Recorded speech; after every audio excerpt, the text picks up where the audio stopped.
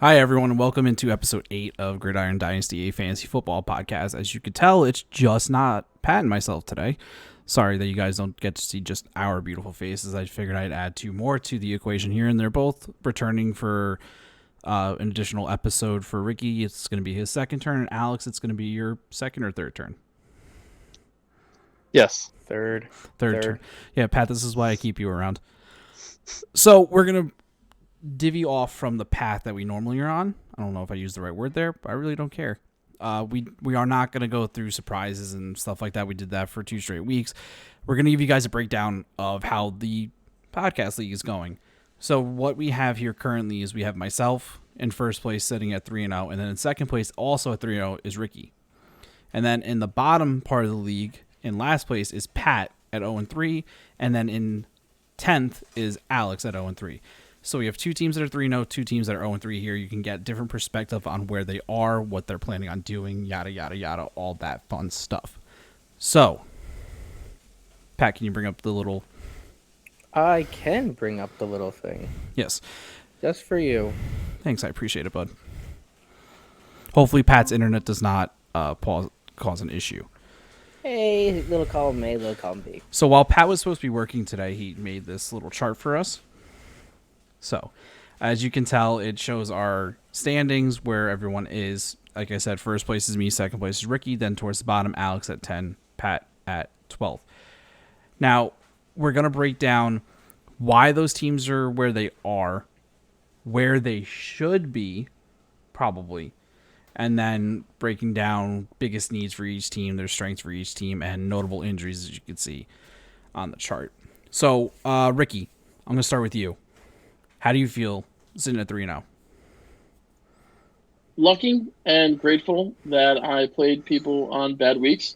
But I also just want to point out that, even though I'm getting slack for, again, having the easiest schedule or by the luckiest schedule, I just want to point out, Tim, you're sitting at 10, so you've had a pretty nice, easy-going thing, too.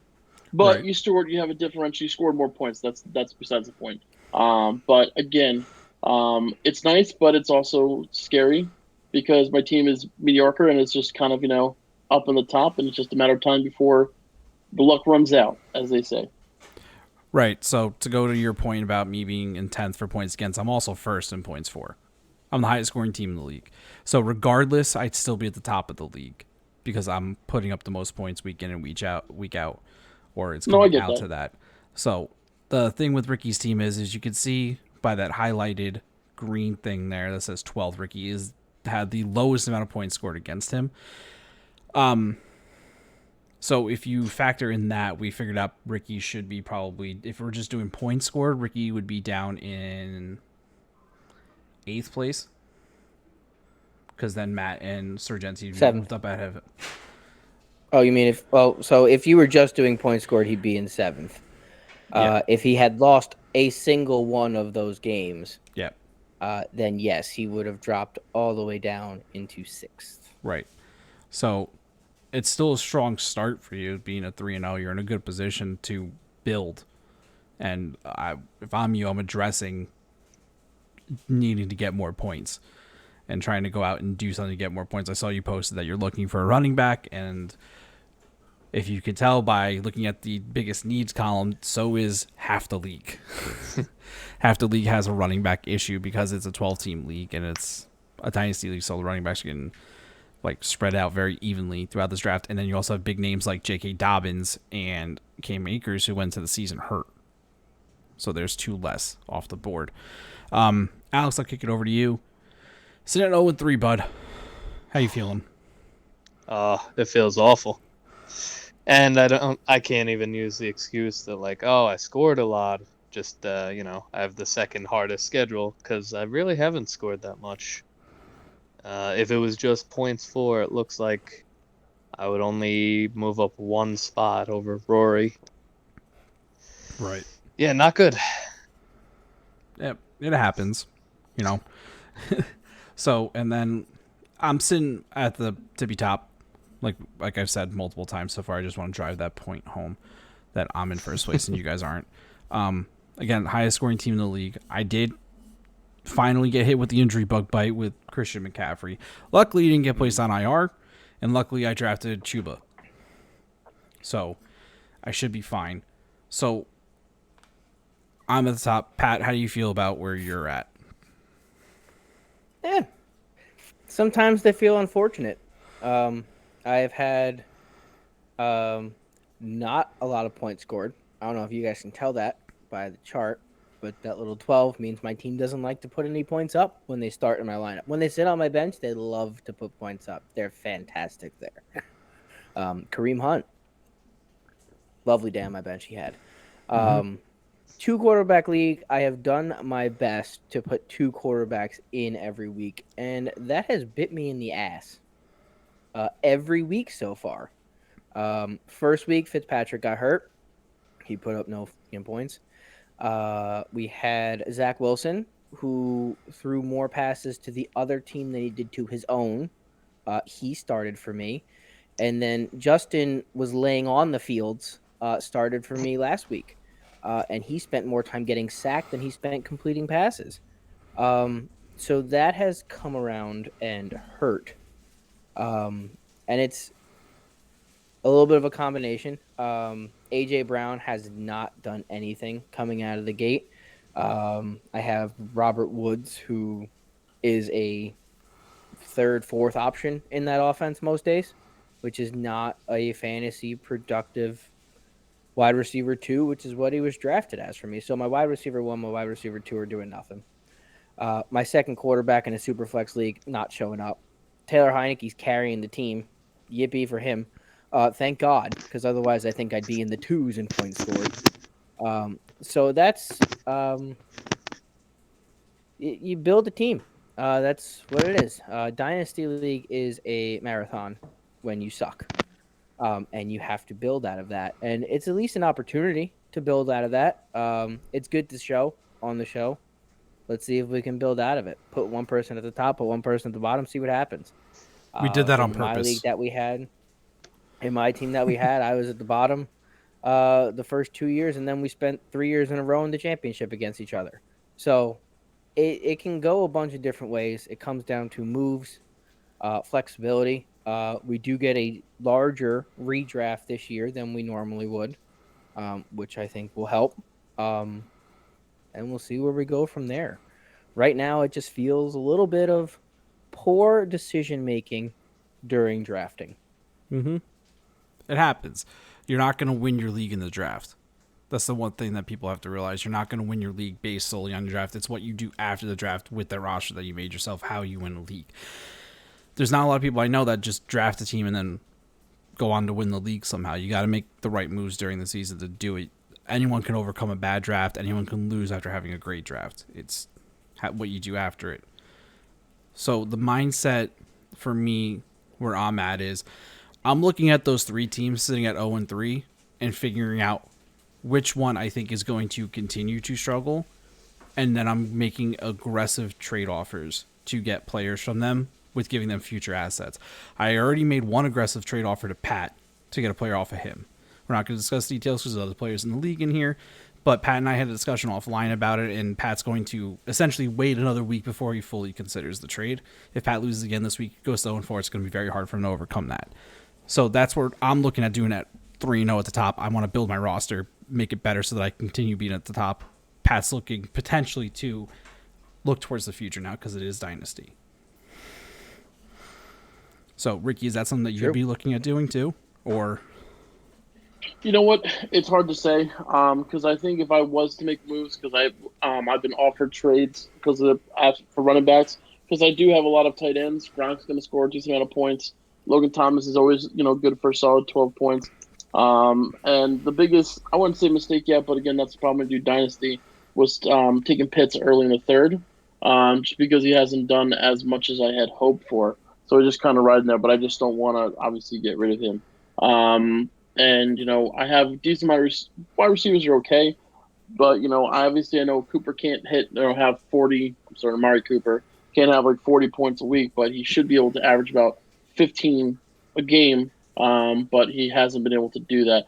So I think if I was to really make moves, I don't think it would.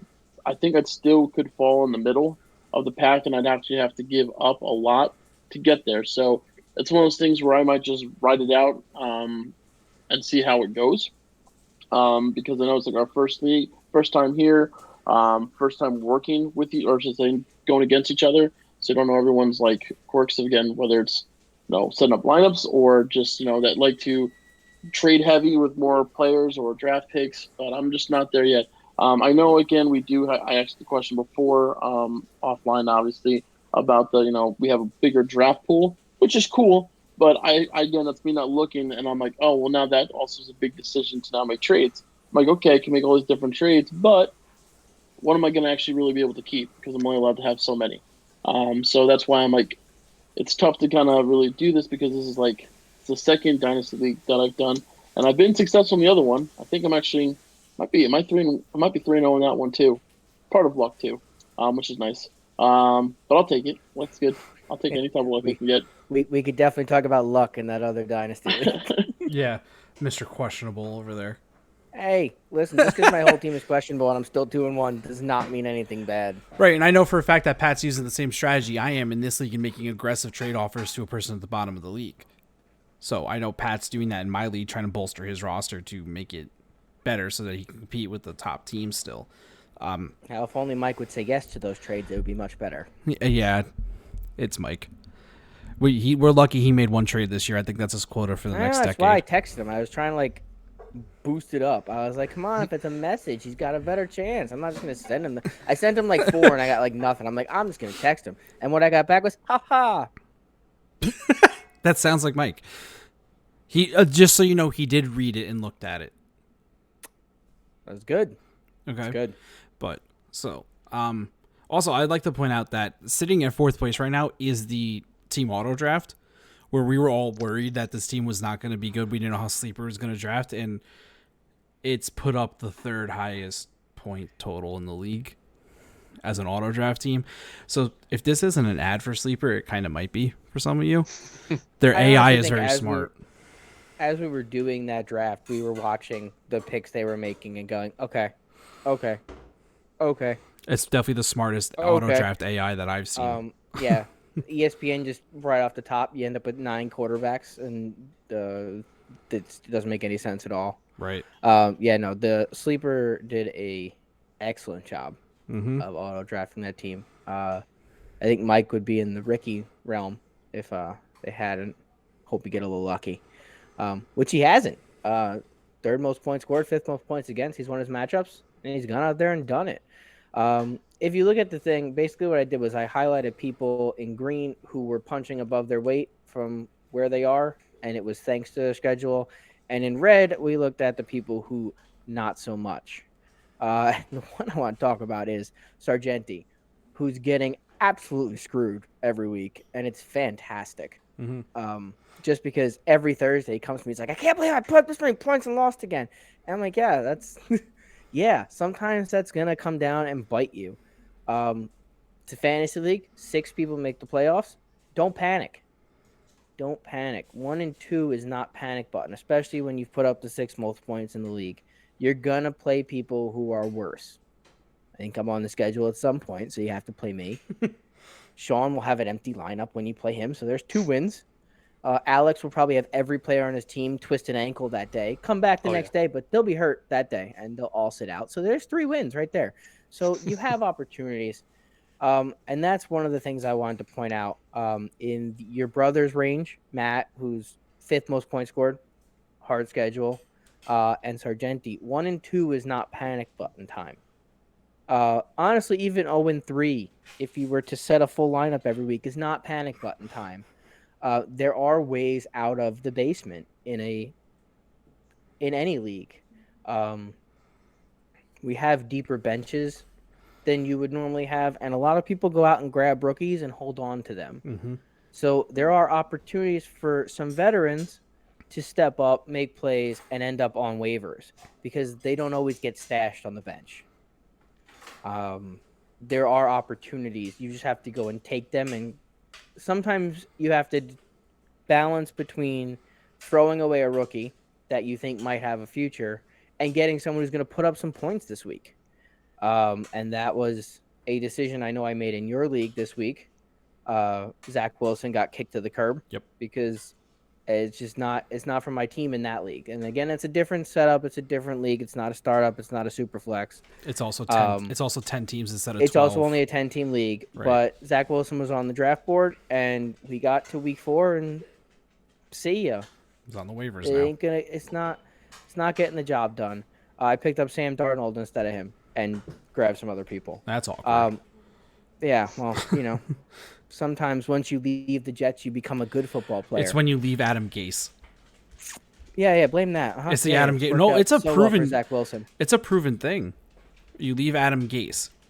Zach Wilson was never under Adam Gase, so we can't say that yet. But Oh, so he hasn't left. He had a okay. I get well, no, it. Yeah. he never played for Adam Gase. So Kenyon Drake, once he left Adam Gase, productive.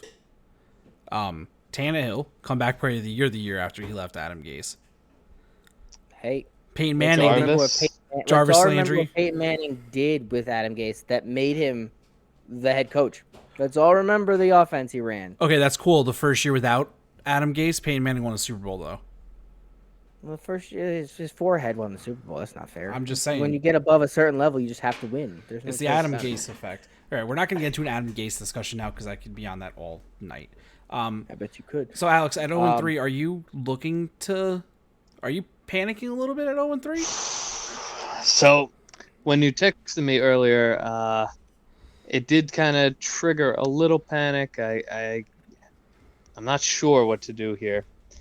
I do think I have a good team, but they're not putting up the points. Justin Herbert finally started putting up points this week, so at least there's that. So before you continue, since you're at Yeah. a middle point of thinking anyway, I did my list, and then I texted Tim for a list. So my list was completely done separately. We did not get together. We did not collaborate. And if you look at the things that we pointed out on your team, your biggest strength for me is just the potential that your team has. They have the ability to put up massive amount of points. And Tim went and said, yeah, they should probably do that, though. So that was basically the way we both looked at your roster, was that it Fresh. has the ability. It's just, the hell's it doing? Right. So when it comes to panicking, can you really panic about a team that has the ability to do that, but just isn't doing it yet? And what do you do with those players that Right. are stuck in the middle there? Fortunately, I should hopefully get Antonio Brown back for next week, coming off COVID. Assuming he'll be week 1 AB and not week 2 AB, because I don't want to be dealing with up and down every other week. But yeah, I don't know. Yeah, I specifically Like you said, potential. Right, when I was texting Pat about the weaknesses for your team, like it just says consistency, but for me the consistency issue I saw with you was your RB2 situation and your tight end situation. Your tight end situation seems to be a flavor of the week kind of deal. And while tight end's not the most important thing in fantasy, it's always nice to have a consistent amount of points coming out of that position. Like the teams that have, like Mike has Kelsey, whoever has Darren Waller. Pat has Darren Waller, and it's helping him out really well. Yeah, how'd that make you feel? How'd that make you feel? Yeah. Did it make you think real fast? It did. Because It I did. was waiting. I was waiting for you to bring up Darren Waller, and I was going to be like, yeah, go ahead. Well, that's Go the one ahead. consistent player on Go Pat's team. ahead. We'll go with that's the one consistent player on Pat's team. But yeah, like even me with Tyler Higbee. Tyler Higbee had a down week 2, and then week 1 he was good. Week 3 he was better. So it's just consistency really helps a team. So when you sure. don't have that, and your RB2 was gonna be J.K. Dobbins, Yep. and there would have been your consistency, but. And Baltimore also forgot that Tyson Williams can run the football, apparently. Yeah, So- apparently he didn't exist in week 3. He was on the field for the most snaps for the running backs on that team, but he just didn't get the ball. They just didn't give Baltimore it to him. forgot what they were doing in week 3. They almost lost Well, to if you Detroit. watch that game, Lamar Jackson just kept running directly into everyone wearing a Lions jersey, like he forgot which team he played for. And Hollywood couldn't catch. He looked terrible. Hollywood Brown dropped 3 wide open touchdowns, which doesn't help you with Tyson Williams anyway. But he was also stopped at the 3 when he dropped 2 of them. So maybe that's punch-in touchdowns. And Mhm. those are vulture touchdowns are a big fantasy boost. If you get Tyson Williams getting handed the ball at the 2-yard line when Lamar Jackson is your other option to run and Mark Andrews is running through the end zone, there's not a lot of coverage on your running back. So missing out on those. The reason I said potential is because if you look at your lineup and what it's not doing, Allen Robinson, DJ Shark, it's just a whole list of people who they get targets. Yep. They have moments. If Justin Fields is under center again, put Allen Robinson on the bench. I don't give a damn how good he is. Justin Fields can't find the offense. Yeah. And I made the bold prediction with David Montgomery last week, and if we had done it again this week, that was mine this week. Shove Allen Robinson on your bench. And sure it enough, hurts, last but week, that's David probably the Montgomery right- put out 6 points because sometimes it not, and Justin Fields does not have that offense right now. And that's hurting you. Harris, who is the only running back now in New England and was for most of that last game, and he still didn't get the touches that you would think he would get. Yep. Zeke has his up weeks. He has his down weeks. We've talked on this podcast about how much I hate Zeke, but that's not the point. Zeke Elliott is an RB1, and he's going to be an RB. He should be an RB1. They spent a lot of time over the last 2 weeks, and it's funny that Ricky pointed out Amari Cooper. They spent a lot of time running the ball between the 2 running backs that you have both of them on your roster, which is unfortunate because it would be much better if one of them got hurt and the other one got all the touches for you. But Yeah. they've managed to split touches, and they've managed to both find mid-range fantasy relevance, which is awesome. If you drafted them both as flex players, congratulations. Is that what you did? Let me check your lineup. No, It's not. Okay, look at that. No one not did. so much. Alex loves Zeke. That's what you gotta know. no, Alex and that's loves okay. Zeke. I'm big on Zeke this year, for sure. He showed it I last do week. like. He did. He did. He showed, and that's what they need though. They need a focus on the running game. Last 2 weeks he's been there. 17 points, 20 points. 2 very good weeks, 2 RB1 weeks. That's what you need. You need him to put up RB1 numbers. Game plan worked for both of those. When they get into shootouts, we'll see what happens with Zeke. When they get into blowouts, we'll see what happens with Pollard. So, and they play in the NFC East, so that's at least 3 blowouts. Sorry, Giants fans. They lost to the Falcons. You can't apologize seems to like them. Eagles fan. Yeah, that's fair. That's awful. And we have a Falcons fan. Even he's shaking his head like he should have never lost to us, guys. Yeah, no, that shouldn't have been on TV. That was And then brutal. you look at Antonio Brown, J.K. Dobbins, Deontay Johnson, 3 players who didn't play last week. So it's there. It's just, what do you do to make your team better at the moment? And it's hard to see really where you would find trade value to move up. It's more of a, I hope this team starts working than it would be Right. something of, I can just ditch this guy. Right. Yeah. And this is week 4. It's one of the hardest things. We just drafted these teams. Mhm. Who's ready to give up? Because who's ready to pick up a player that they skipped on in the draft? And that's the thing. A lot of people right here are remembering 5 weeks ago when we did the draft, and they're going, well, I didn't draft him for a reason, and that's why he's down there. And they're just going to pass. So it's a lot harder during the startup to make a move. And this is coming from me also sitting at 0-3. It's harder because the players I have are players that other people passed on, or they're players that aren't performing. And it's week 4 of a startup league that we're going to be in for a while. Yep. Completely agree. So we're just gonna Yeah. Any recommendations would be great. just trade me all your players. It'll be fine. Oh. I think that's a fair strategy, right? Yeah. I'll give you Derek Carr for Justin Herbert. Easy deal. He's having a great year, Derek Carr. Should easily Derek Carr turn your does team look around. good. So, all right, we're just gonna move on now to speed it up a little bit. Pat Pat texted me. He's like, I need you to give me the biggest needs for each team. So, like Pat said, we did this independently. I didn't tell Pat, like, this is what I'm going to do. Pat didn't tell me this is what he was going to do. So, I'm going to go through, and I'll quickly address each team, why I think they need that, blah, blah, blah. So, for me, it's, like, my RB3 is a little murky right now, and we only start 2 running backs, so it's more of a luxury than anything else for my team. I like Chase Edmonds. He's a good running back. He's putting up 12 points a week, but I don't know if he's going to be able to sustain that. I'd like to have another option besides him week in and week out. So that's why I think that's my biggest need. So Ricky, looking at your team, your one good running back is David Montgomery. Well, you don't think Sorry. Mike Davis is one? I'm kidding. Sorry again. Yeah. So Did you put RB1 on there or RB2? Because I could change that. I think I texted you saying RB1/2, meaning he needed both, because David Montgomery is a flex for me.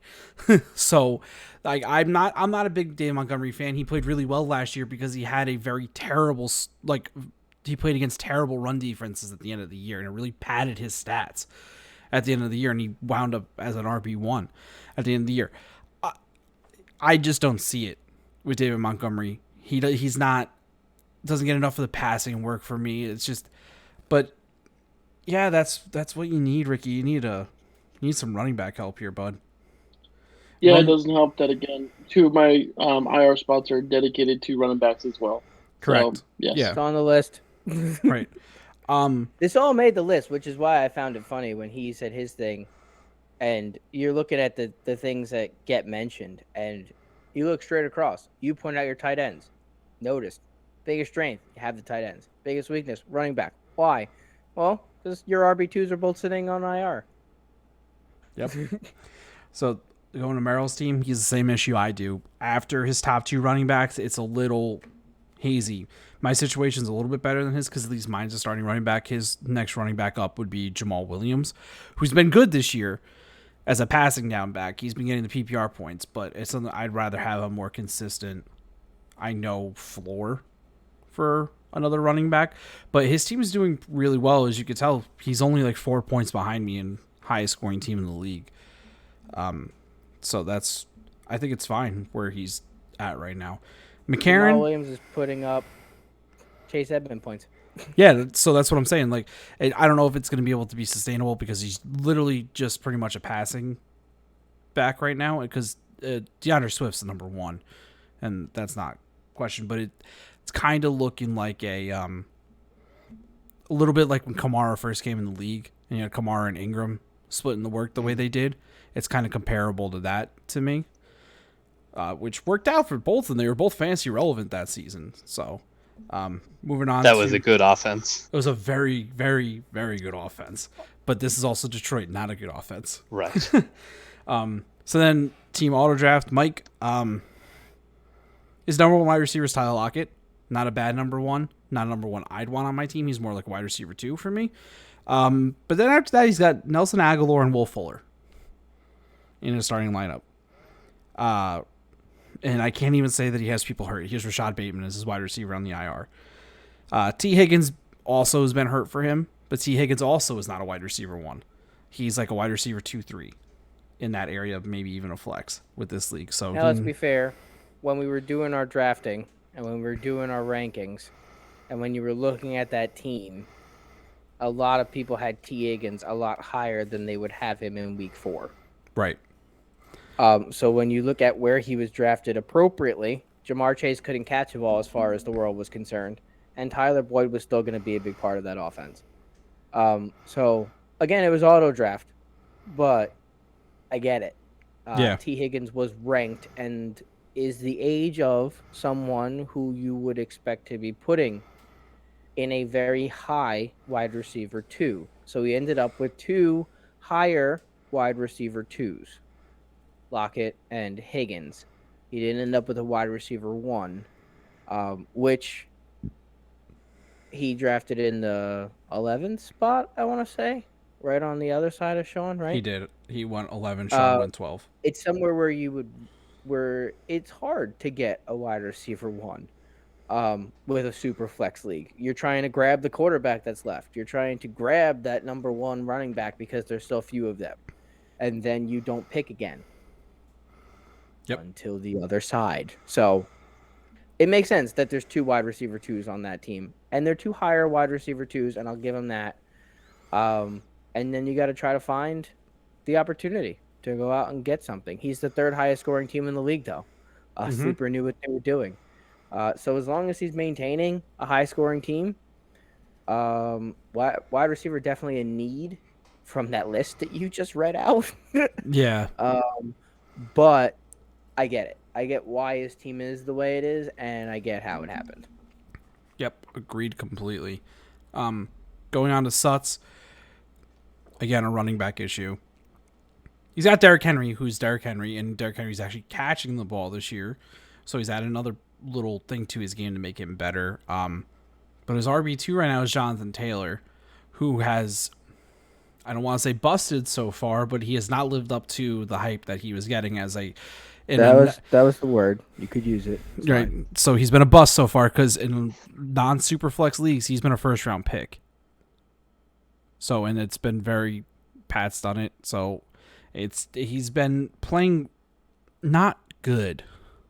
And it also doesn't help that his best offensive lineman just got hurt again in Quentin Nelson. Yep.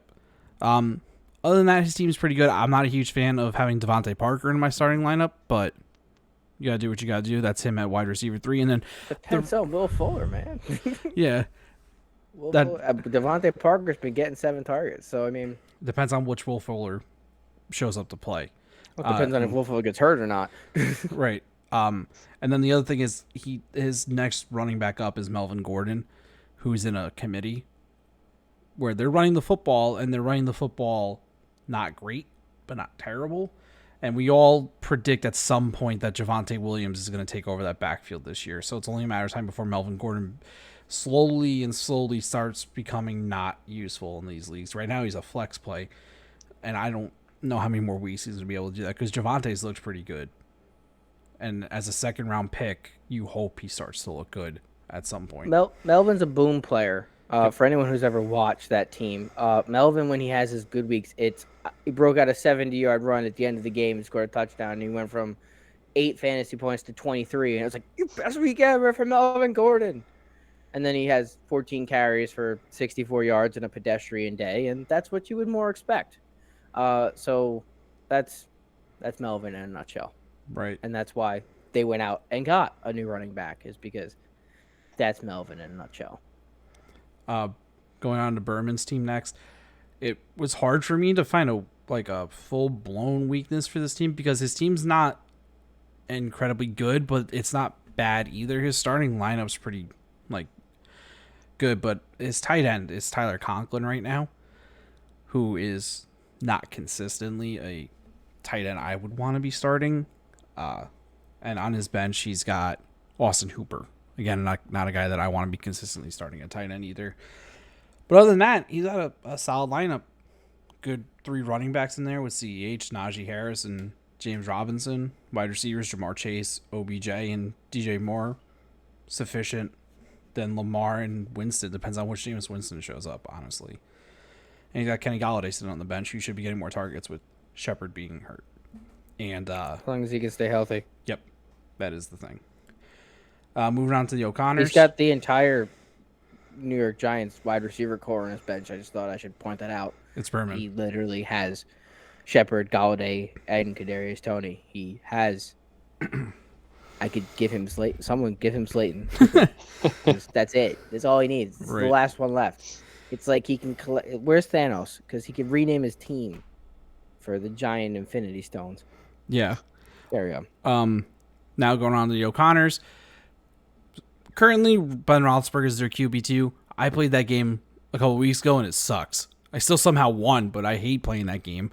And that's mainly because, as you could see, it's not on their list, but Tua Tagovailoa, I don't know if I said his name right. I think I was close, right? Close. Yeah, exactly. I got close to saying his name right. He's hurt on their IR, and that's who their QB2 was supposed to be.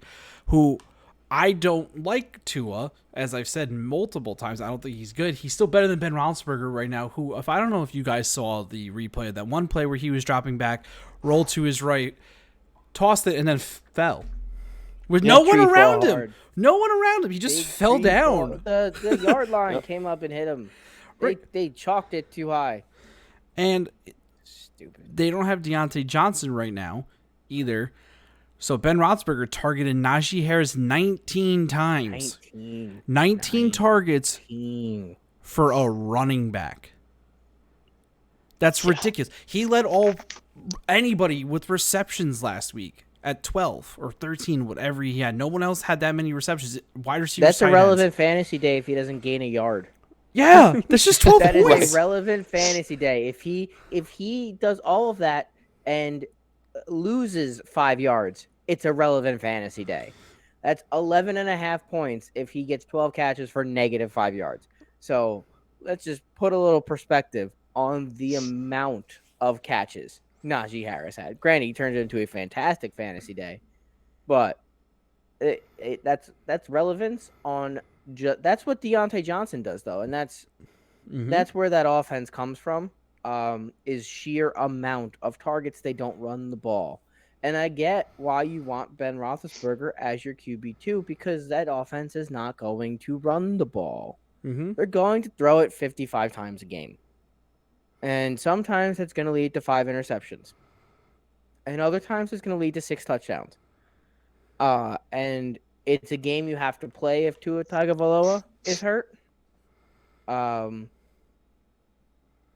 If you look at the other options that we have in a Superflex league, it's Carson Wentz, Sir Hobbles a lot, and I think Jacoby Brissett is still available if anyone wants him. And I'm pretty sure those are the only 2 quarterbacks. Give me a moment. I have this here. Oh, Davis Mills is there if anyone wants to maybe score a point.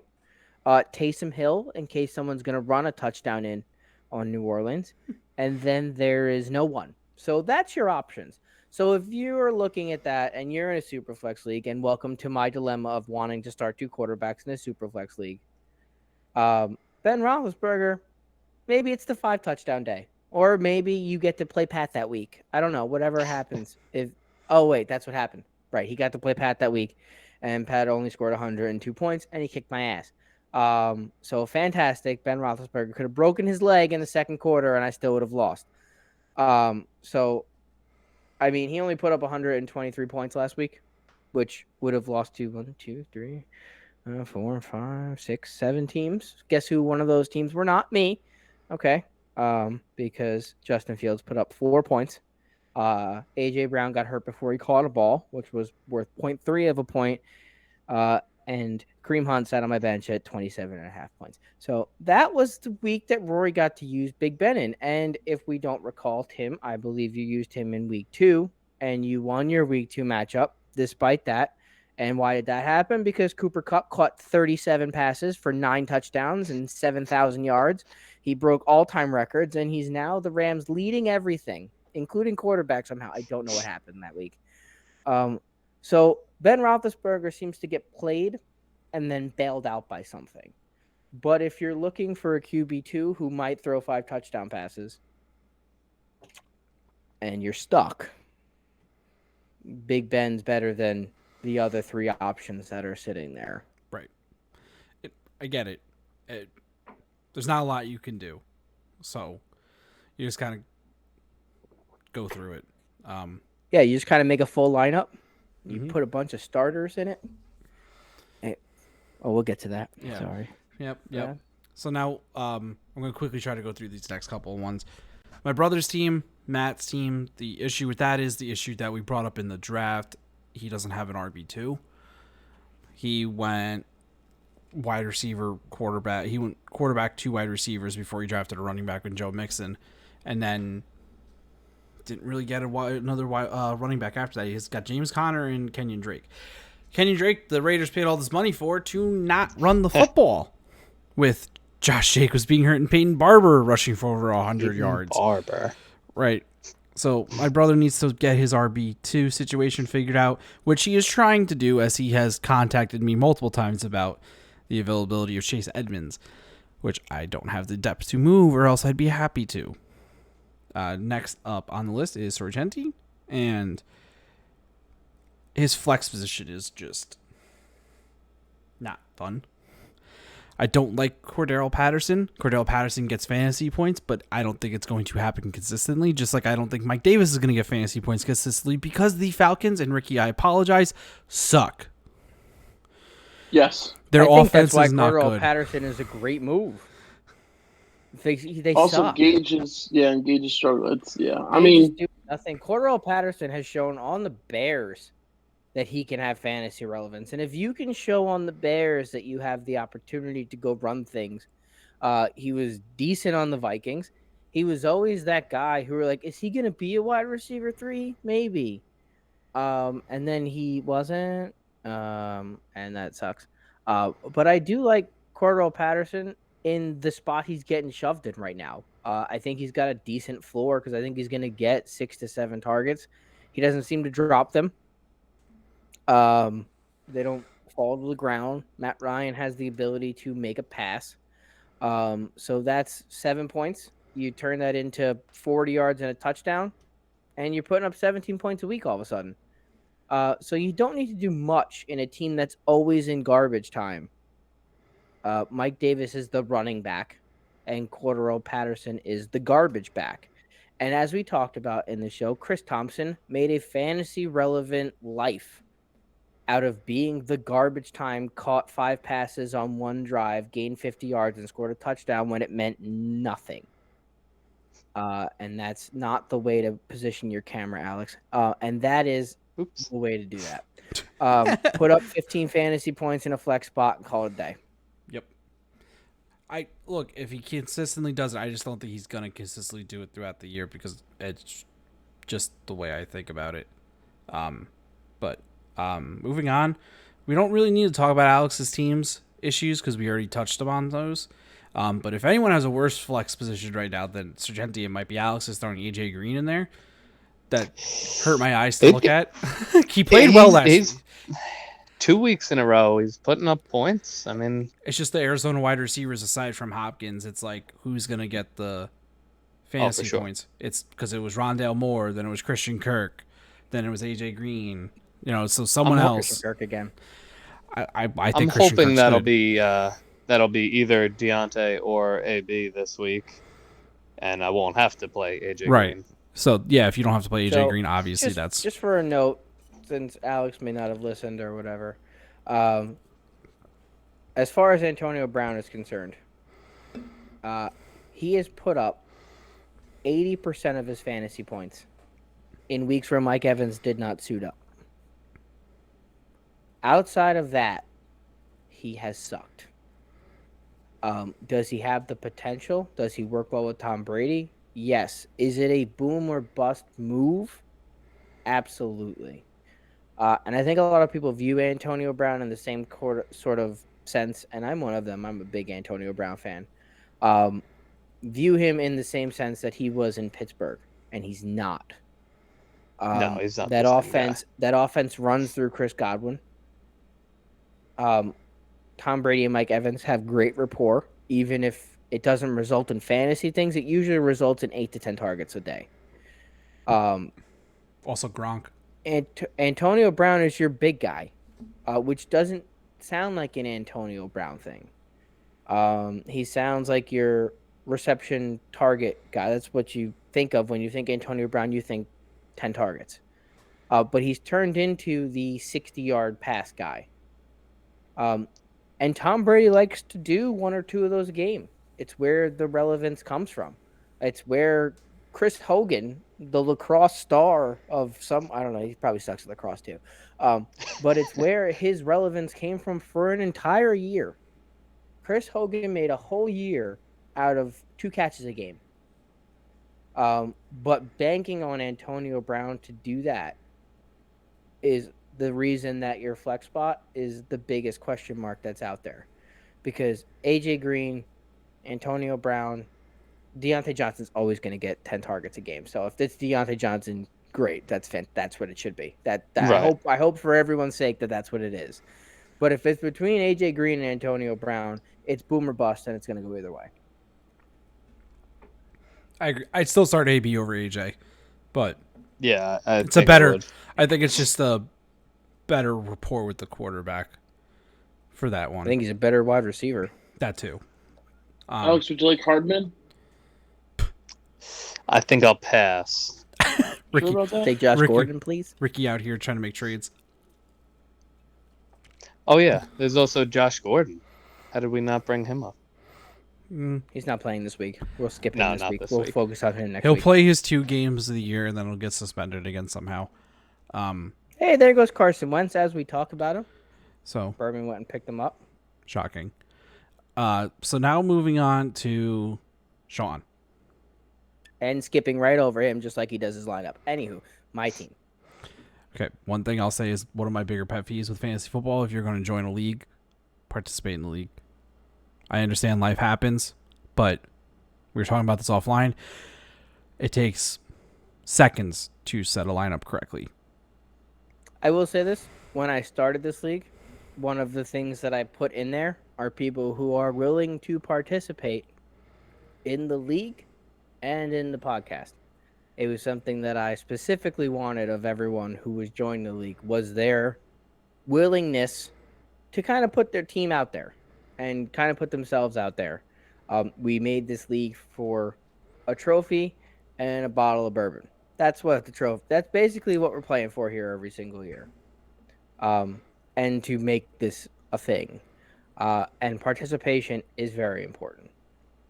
Because there's no way to judge someone who probably would have been 1-2 if they had set a lineup last week, and probably wouldn't have lost by 1 point to Ricky if they had a player on their IR, not on their IR. Anywho. Okay. I'll take the luck. Yep. So Yeah, that's fine. So now we're gonna go to Pat's team. Hey, So I've put that the biggest need is the rookies and or young players on your team to like show up and play well. And what that means is I was mainly talking about your quarterbacks because once Fitzpatrick went I down, feel you. your plan was to wait for Justin Fields to play, and then once Justin Fields plays, him and Zach Wilson are going to be your 2 quarterbacks week in and week out. Based on matchups, you're not going to play Zach Wilson going up against New England, stuff like that. I like Taylor Heineke. He's not bad. No, he's As not. As soon as it was my first pickup, as soon as Fitzpatrick went down, Heineke showed balls He in does. the playoffs. He almost And beat it Tom was- Brady. The team rallied. The team rallying was the thing that made me like Heineke, is because the team wanted to be behind him in that game against Tampa. It was the closest game Tampa played the entire playoffs. The defense stepped up. The team stepped up. The wide receivers wanted to play. The running backs wanted to play. Everyone wanted to play for him. And he put it on his back, and he put it all out there. He laid his heart out there, and the team responded to it. And sometimes when it comes to fantasy points, that's good enough. And sure enough, he's been good enough. 20 points a week is dude I grabbed off waivers when Fitzpatrick went down. That's 20 points is all you're going to really hope for consistently from a quarterback. They're going to be up, they're going to be down. I mean, when Josh Allen plays against Ricky, he only puts up 15 points. So you're going to expect your quarterbacks to fluctuate a little bit. A little bit. I mean, Josh Allen puts up 40 points every other week, but when he plays Ricky, he's like, not this week, guys. Yeah, like Not this week. nah. Just like Aaron Jones and Devontae Adams when they play against Ricky. They're like, what? Yeah, I that think was the other great, team, man. the rough time, they're playing in Jacksonville. They're supposed to be in New Orleans. I think we'll just take the day off. Yeah. Yeah, no, No. it was great. I'll take it. When you have the Packers quarterback, wide receiver, and running back score, I don't know, like 7 points in total, it definitely helped out. But I put up a decent amount of points that week. It wasn't like it was like, He had Jones, Adams, and Evans who combined for 20 points oh, I said in 7. that week. And And- that's all of their projected points individually. Mm-hmm. Kind of like on week 2 when you had Allen, Mixon, and Metcalf put up 36 points. They were expected to get 70. So It's nice to have that. It's nice. There's Ricky's biggest thing. The other teams can't play against him. They're scared.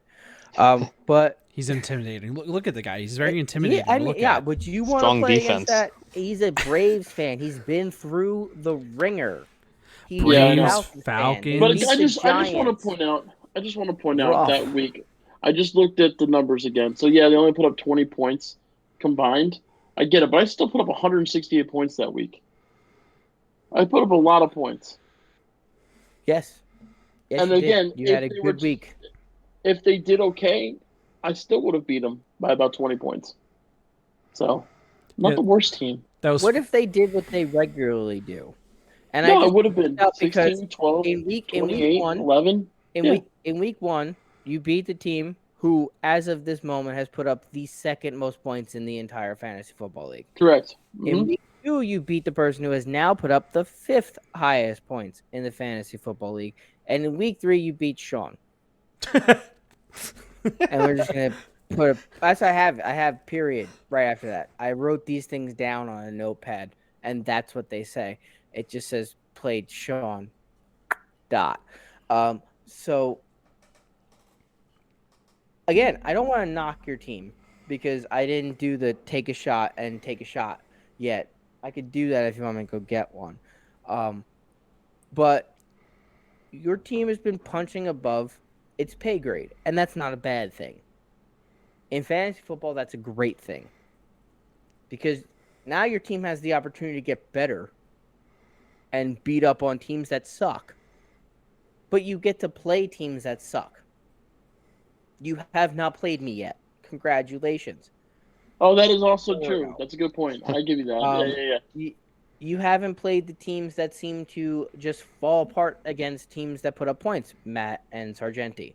So, and Alex, sorry, you get involved in that one. So there are teams that perform sporadically, and there are teams that perform consistently, and your team has performed consistently enough to put up a mid-range amount of fantasy points, and the other teams have not. And that's the way I view your team more than anything. More so than luck, it's that your team, you're seventh. You've put up the mid-range of fantasy points every week. You're right in the middle. And every week you play someone who is not. And that's all you need to be. You can go undefeated that way. There's going to be injuries. There's going to be players knocked out. There's going to be things that happen. If your team can put up consistent fantasy points, that's what you need them to do. So if you consistently sit in the middle of the league, you don't know where you can go. You've gotten convenient timing matchups to be 3-0. You could continue that and be 9-0. I have absolutely no doubt about that. That some teams will perform off 1 week and some teams will perform on 1 week. And then some teams, I look at your team, I look at Suts's team, just teams that just put up fantasy points in a mid-range consistent basis every single week. And don't get beat by someone who went out of their mind. I don't have any problem not going through my good parts. They're all listed there for anyone who can see them. If I was looking to maybe make a move, I'm looking at those good points as something that I can move around. Tim has 3 wide receiver ones. If he really wants a running back, he knows what to move. Is he going to move it? No, he's going to try to move draft picks. He's not stupid. He's going to keep 3 wide receiver ones. It's a smart move. You have 4 tight ends, Ricky. 4, 3. What is it? Are you whatever? Are you counting him as a tight end, Pat? I might be. Okay. He turn around a little bit. Anyway, well, listen. If we get deep enough on Whiskey Wednesday, we count everything. Okay. And we're almost at an hour, which means we almost count it. Mm-hmm. It's if you want to move things, you can move things. I don't see a lot of big name trades happening in year 1. It's just not something I anticipate. And it's typical. You drafted your team. You're not going to give up on them in week 4. You're not going to throw them away in week 4. And most people who are at the bottom in year 1 don't have the luxury of trading away IR players to go get draft picks, or trading away someone who's going to come back in the middle of the year to go do something. That's a deeper on a dynasty league move. So, does it surprise me that no one's jumping out and making giant trades in week 4 in this league? No, it doesn't. You just drafted this team, so you're in it for the long haul, Alex, and I'm in it with you. So congratulations. Yeah. We're in it. We're It's in gonna this be a one long haul. together. Yeah. Yes. Ricky, when we do this again in 3 more weeks, which is what I'm assuming Tim will want to do, set it up probably every 3 weeks where we throw in some extra people. I'm assuming it'll be about 4-2, maybe 5-1, depending on where your match. I haven't looked forward, but if I had to guess, I think you'd be around there, and I think it'll be exciting to see where the differences will lie when we get there. If we're going just off of numbers, I'll help you out there. I'm muted, right? Hold on. No, I'm not. Okay. No, you're So, muted. going off the numbers, I'm projected, again, things can change, to win this week by points. And Pat, I play against week 5. So, according to you, Nice. 5-1 it is. All right, 5-1. And then we go to week 6. I go against Tim, and I have a lot of people on a bye week that week. So, Tim might actually be able to just annihilate me because I might not be able to field the proper team. And I should be projected right there because Christian McCaffrey didn't go on the IR, so they're projecting him back after a 2-game absence.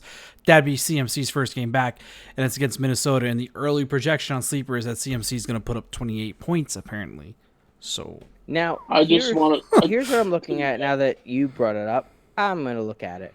And when I said 4-2, there's a reason I wanted to look at it. Next week, you play Suts. And again, I just talked about this. Suts has been one of the more consistent teams in the league. You've been one of the more consistent teams in the league as far as just putting up points in a matchup goes. You have Mike Davis going against the Washington defense. So unless a miracle happens, I don't see 12 points coming out of that. I would give you maybe 8. He's got Jonathan Taylor. There's only so long before Jonathan Taylor doesn't score a touchdown that Jonathan Taylor scores a touchdown. He was drafted in a spot where he's supposed to score a touchdown, and for the love of Jesus, for every fantasy league I own him in, it better be this week. Derrick Henry's going up against the Jets. And the Jets are great against running backs. The Jets are great. I love the Jets. The Jets are fantastic. The Jets are going to do just fantastic. You know what? I feel like you're being a little sarcastic there. Completely serious. No. No sarcasm at all. The other thing is Ricky Julio Jones. Matthew Stafford is going up against Arizona. Matthew Stafford has lit up.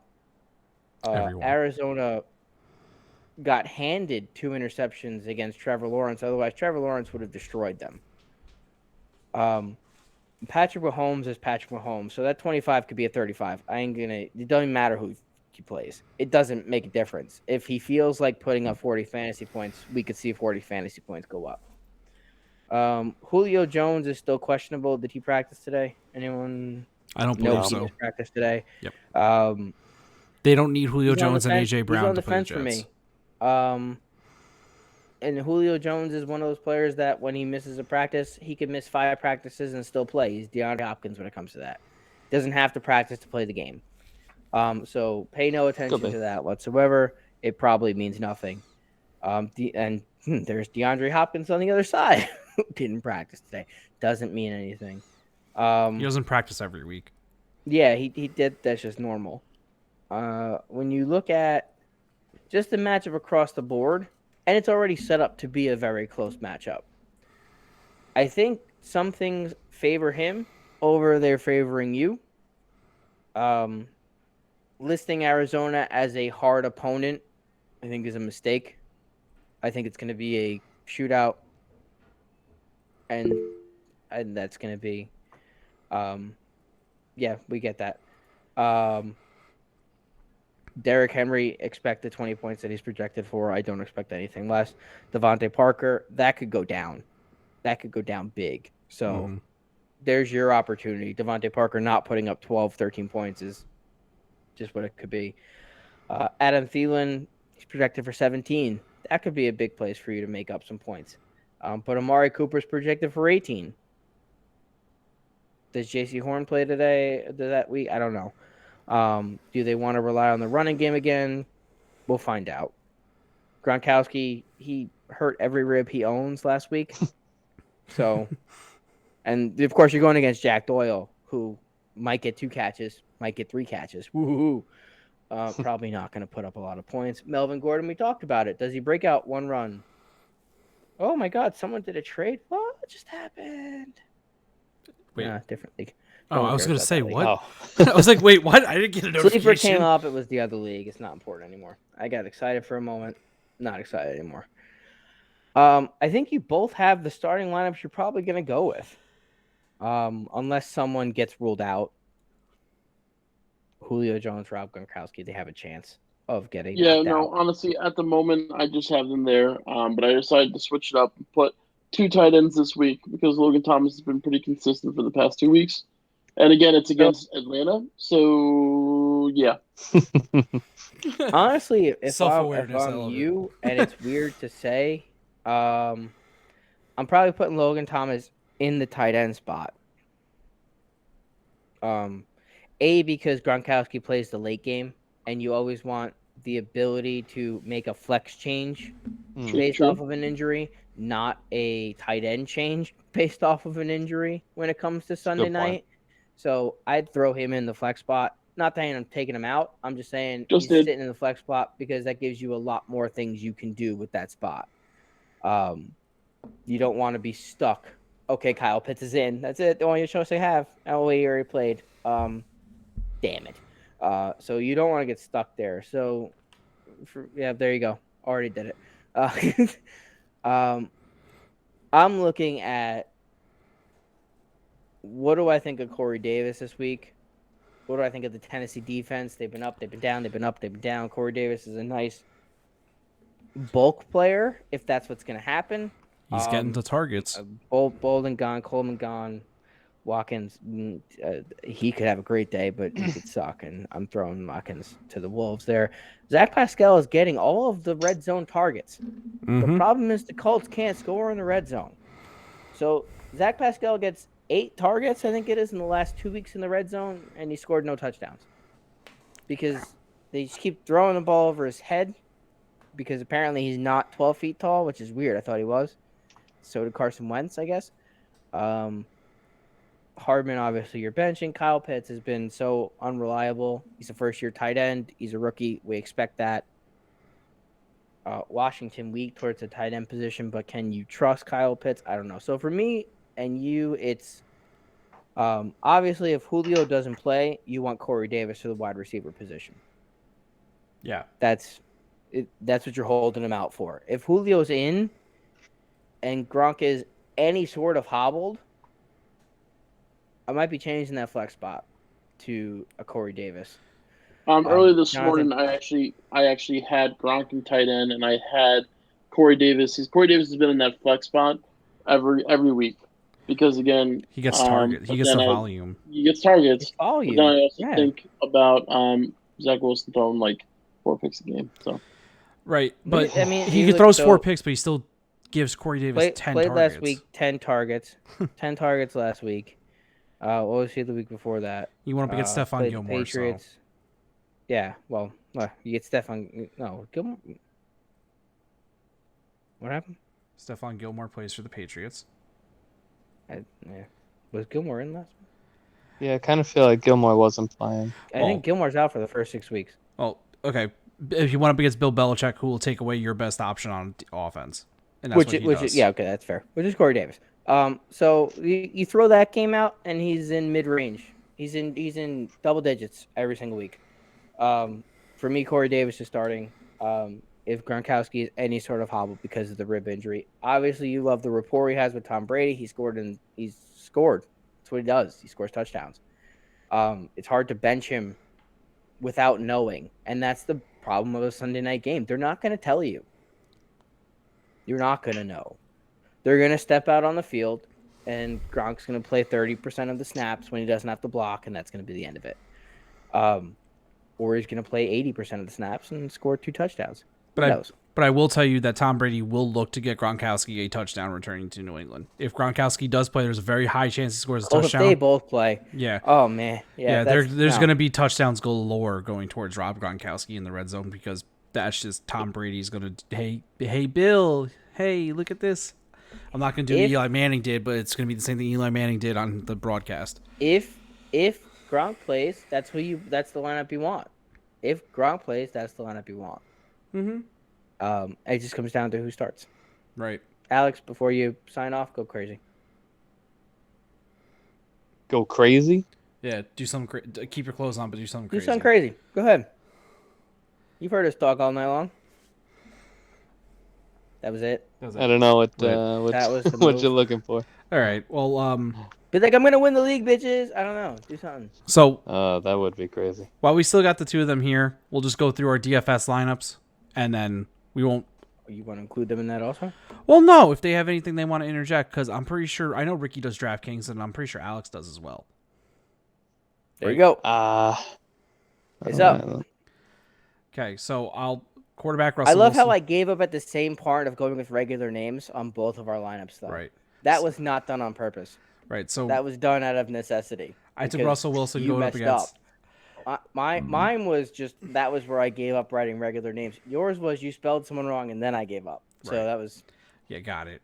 So Russell Wilson for me at quarterback, 7,100. It's a little pricey, but I like his matchup going up against San Francisco, who has not been they haven't been the San Francisco defense that we're used to.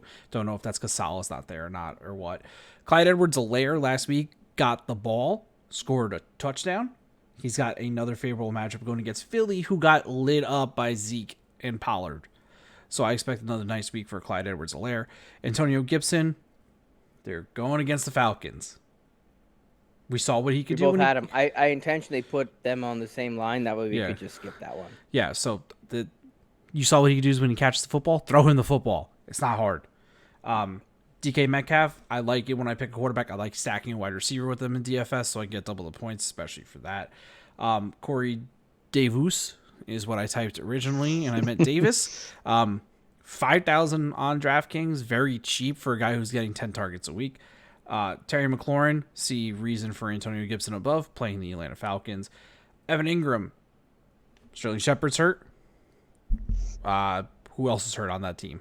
Yes. Everyone's hurt. Everyone. In the middle of there's gonna be out by the third quarter. Ingram didn't fit. I think you can fill in the blanks here. Kenny Galladay's gonna get a heavy dose of Marshawn Lattimore. I'm assuming because Marshawn played last week, he's gonna play again this week. I think so. He's gonna be on Kenny Galladay. They gotta throw the football at someone other than Saquon. So I think Evan Ingram is gonna get a large dose of ice on his left leg probably by the third quarter. And then Chase Edmonds, they're going up against the Rams. I don't like Chase Edmonds as a running back this week, like the running part of it. I like him as the PPR running back this week going against the Rams. I have awful news for you. PPR running back, not good against the Rams. Running back, fantastic against the Rams. Well, I think it's going to be different this week, We do not know how to defend running backs. You know what we do know how to do? Nail people behind the line of scrimmage. That's like the one thing we do well. Oh, wait, no, we do everything well. We're 3-0. Yeah, okay. Like the complete opposite of the Jets. And then the defense, I took the Saints because they're going against Danny Dimes. So I'll run through mine. Josh Allen, when he doesn't play Ricky, and he's not playing Ricky this week, he's a 40-point quarterback. Najee Harris, 19 targets last week. Deontay Johnson still hobbled. Juju Smith, who knows? Here comes 20 more targets coming his way. Antonio Gibson, easy matchup. Saquon Barkley put up 20 points. We've all heard me talk about how much I hate Saquon Barkley. If he can put up 20 points, Antonio Gibson can put up 25 to 30. Cooper Kupp just keeps scoring. And until he doesn't, he's going to sit in my daily fantasy. If you can keep getting 10 targets with 10 catches and 150 yards and 2 touchdowns every single week, which he seems to keep doing somehow, I'm going to keep you in my lineup. DJ Moore Cowbell, obviously the top target in Carolina. They get an easy matchup in the secondary this week. And I think he's going to get another 8 to 10 targets. I picked my wide receivers based off of the people who are going to get a lot of targets. It's PPR when it comes to DFS. So go for it. Well, I couldn't turn it down. Their names are our names. Tim Patrick. He's been getting targets. He's been getting yards. Jerry Judy's out again. Cortland Sutton puts up points, but he's a lot more expensive than Tim Patrick. In case no one's ever played daily fantasy and doesn't know these things, he's very expensive. KJ Dawson's Hamler's Creek out Knox. now. Yep. Yeah, KJ Hamler's out, so there's just more targets now, which is another great reason to start Melvin Gordon because they gotta run the ball, right? Mm-hmm. Dawson Knoxon. I actually don't know if that's his first name. I made that whole thing up. I think it's something close to that, though. But he showed he was going to get red zone targets. And for me, that's a big thing. Emmanuel Sanders and him kind of split them. But tight ends are either super expensive or super cheap. I went the super cheap option. The 49ers used Juszczyk 4 times, and they were for 2 touchdowns. They used him in the red zone. He always gets used in the red zone. He's still cheap as hell because no one ever expects him to get used. So the bottom part of my lineup was basically value, because I went up and spent money at the top part of my lineup. So Juszczyk and the Lions who play the Bears, and the Bears suck. I don't know who needs to hear this. Matt Nagy. I just need Merrill. I need Merrill to come back in and say it because I know Merrill wants to come here and say it. So I think we'll call him in next week just to say the Bears suck, and then he can leave. But the Bears suck. Maybe Matt Nagy needs to hear it. They got run over, and again, I finally got to watch a football game last week because my son plays soccer in the middle of the day on Sunday, which is awful. Yeah. He has to go practice 30 minutes before game time. I missed the entire first half of the Rams game last week. I was very upset. But I finally got to watch the 1 o'clock games last week. And the Lions got some pressure. Enough pressure on Lamar Jackson for me to believe that I think they were 2,100 on daily fantasy. And that's nothing when it comes to defense. I think the bottom's 2,000. So they were $100 over the minimum. To be able to grab Cooper Kupp, DJ Moore, and Josh Allen for putting up points, I was okay with rolling with the Lions. Do I expect them to have a huge day? No. But if you can put up 5 sacks on a very, very suspect offensive line in Chicago, a quarterback that should run but doesn't know where to run, and an offensive coordinator and a coach that don't know how to run, I'll take my chances. Defense seems to be the place where you can find something. The Saints were a steal last week, and they went ahead and went nuts. So they were on my daily fantasy, and they put up 2 touchdowns last week against the Patriots. I would love to be able to spend for the Saints this week because they got another little baby matchup.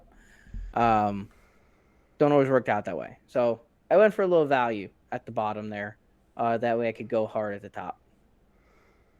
Makes sense. Just going to throw out the price point. Antonio Gibson is low for a starting running back. 6,100. It's not expensive. So that's why Pat and I both smashed the choose Antonio Gibson button there.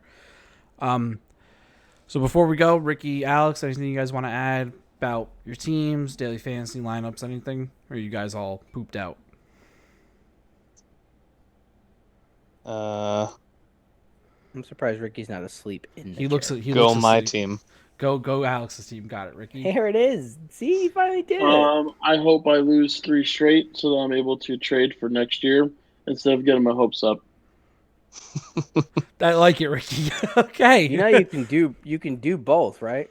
It's possible. You could just trade for next year right now. Like You could just I'll send you an go for aggressive it. trade offer when I go upstairs. Remember, you pick a starting lineup. That's it. So if there's a person who's going to offer you a starting lineup player, guaranteed starting lineup player for next year, guaranteed starting lineup player this year, and you throw away some things that maybe are on the question mark for you. That's one of the reasons that I thought there'd be more trades this year is because we're only keeping the starting lineup. I thought that would generate a lot more stuff, especially from those IR Is there players who are just a sitting there. possibility that we can bring it to a vote and just get one more spot? We can talk Who about do you it. want to keep? Okay. Who do you want to keep? Well, I'm just saying, just like one more Well, I spot wanna because know. again, like I I just don't know want to who know I who want it to is. keep yet because who knows Tell what me my who it is. team's gonna be like. But I just think that it would be just easier because again, you're talking about we have a super flex, so you're keeping two quarterbacks because if you don't, you're in trouble. But at least like you can only really technically keep two running backs, unless you want to make a third one. But then you're struggling with receivers. I just think one more spot would be perfect. Well, so That's you just can me. keep, and this is the way I looked at it. You keep 2 quarterbacks, 3 running backs, 3 wide receivers, and a tight end. Or you can go 1, 2, 4. Or you really can go any way you want here. Um, Superflex does not have to be a quarterback. We've discussed this. If I would have smacked myself in the fucking head last week and just put Kareem Hunt in my Superflex spot, we'd all be a lot happier people. Okay, I would be. No one else would be. You don't care. Um, but there was no reason to start Justin Fields last week. I looked at some projected numbers. You want to start 2 quarterbacks? It was awesome. That was stupid. Was it Kareem Hunt put awesome? up 26 points, outscored the quarterbacks, and that's kind of what I drafted Kareem Hunt to do. Was that those weeks he's going to put up 20+ points. But you want to start 2 quarterbacks. You don't need to start 2 quarterbacks. The starting lineup selection, it's one of the reasons we didn't do kicker defense. I didn't want any of that stuff getting in the way of it. I think it fits pretty well. I think you could probably set up a starting lineup right now that you'd want to keep, and you'd be okay with ditching the bench. I know there's a lot of people that have some people stashed on IR, and that's good for everyone, though. Those are players that when you get down 0-5, 0-6, me, Alex should probably be 2-4 when we have this conversation next time. Sean will be 0-6. Grabbing those players off of people's injury reserve list for players that are going to start this year and next year. You have J.K. Dobbins on your bench. If your team turns it around and you're 3-3, you have 2 starting running backs. You don't need to keep a third.